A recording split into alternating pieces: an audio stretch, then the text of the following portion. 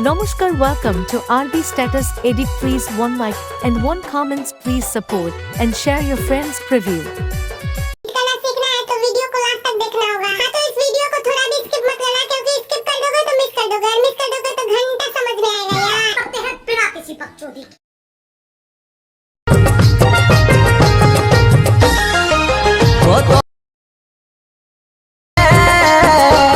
से कथा बोले के तोर भरोसा करे